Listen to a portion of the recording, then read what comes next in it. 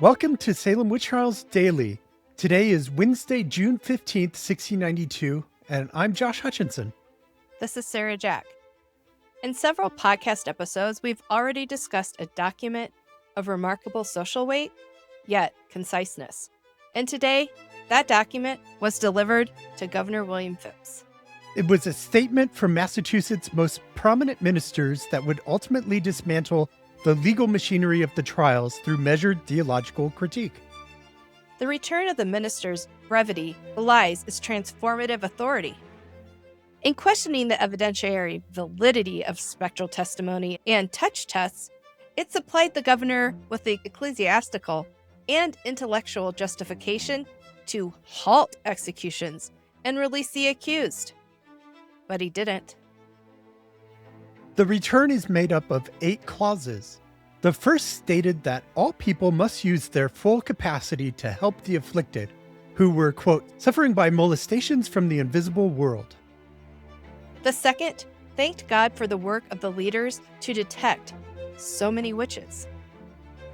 Third, the ministers urged caution to avoid the devil's tricks and not walk into a trap. It also urged caution to avoid blemishing reputations. And the ministers urged the justices to consult William Perkins and Richard Bernard's books about witchcraft before employing tests like the touch test. It required more than spectral evidence to prove guilt, because a demon may appear in the shape of an innocent person. Also, they were told not to rely on only the afflicted person's reactions to a look or touch from the accused. And the ministers hoped that by disbelieving the lying devils, they could stop them from accusing so many innocent people. It closed by recommending the, quote, speedy and vigorous prosecution of such as have rendered themselves obnoxious. The dichotomy of so many witches to be found and let's not damage reputations and let's not be tricked so that we can find the right ones, that is like wild. It's like putting a lot of pressure on the judges to find more witches, but it's also saying don't find too many because some of the ones that you'll find will be innocent people. So it's very confusing for a judge to read that or the governor to read that and understand which way to go. But now we'd like to read the full Return of Several Ministers to you. It's not very long and it's quite interesting. The return of several ministers consulted by His Excellency and the Honorable Council upon the present witchcraft in Salem Village, Boston, June 15th, 1692. The afflicted state of our poor neighbors that are now suffering by molestations from the invisible world, we apprehend so deplorable, and we think their condition calls for the utmost help of all persons in their several capacities. We cannot but with all thankfulness acknowledge the success which the merciful God has given unto the sedulous and assiduous endeavors of our honorable rulers to detect the abominable witchcrafts which have been committed in the country, humbly praying that the discovery of these mysterious and mischievous wickednesses may be perfected.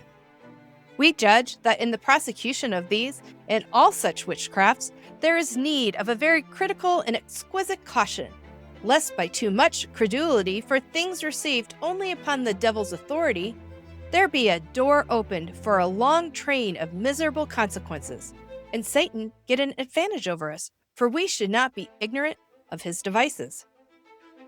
As in complaints upon witchcrafts, there may be matters of inquiry, which do not amount unto matters of presumption, and there may be matters of presumption, which yet may not be reckoned matters of conviction.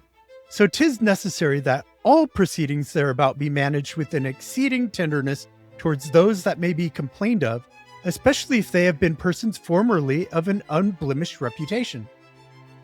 When the first inquiry is made into the circumstances of such as may lie under any just suspicion of witchcrafts, we could wish that there may be admitted as little as is possible of such noise, company, and openness as may to hastily expose them that are examined, and that there may nothing be used as a test for the trial of the suspected, the lawfulness whereof may be doubted among the people of God, but that the directions given by such judicious writers as Perkins and Bernard be consulted in such a case.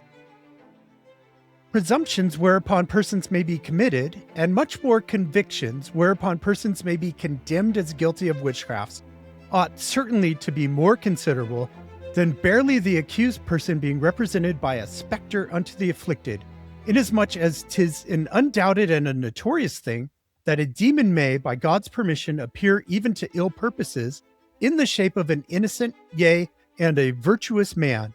Nor can we esteem alterations made in the sufferers by a look or touch of the accused to be an infallible evidence of guilt, but frequently liable to be abused by the devil's legerdemains. We know not whether some remarkable affronts given to the devil by our disbelieving of those testimonies, whose whole force and strength is from them alone, may not put a period unto the progress of the dreadful calamity begun among us in the accusation of so many persons, whereof we hope some are yet clear from the great transgression laid unto their charge. Nevertheless, we cannot but humbly recommend unto the government the speedy and vigorous prosecution of such as have rendered themselves obnoxious according to the direction given in the laws of God and the wholesome statutes of the English nation for the detection of witchcrafts. I have to say, I would say that in today's world, an AI plague would go up. Is this not written with AI? 17th century Cotton Mather AI system. Yeah. It's definitely all of his big words to make it look fancy and seem very formal. And it's a document with some legal weight, even though it's coming from the ministers. This is basically instructing the judges how to conduct the trials, even though they don't listen. The judges continue to accept spectral evidence, touch tests. They always respond to the reactions of the afflicted, and they never take the afflicted people out of the courtroom, which that clause was talking about, all the noise and commotion in a courtroom. You don't want all that noise because it creates this atmosphere of everybody believing the afflicted and making a lot of presumptions against the accused person just based on what they're seeing happen over here with the afflicted people.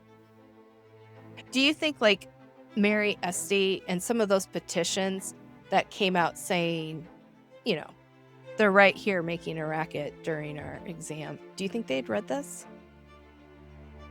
It's hard to say. I don't know how widely this circulated outside of the top echelons of government.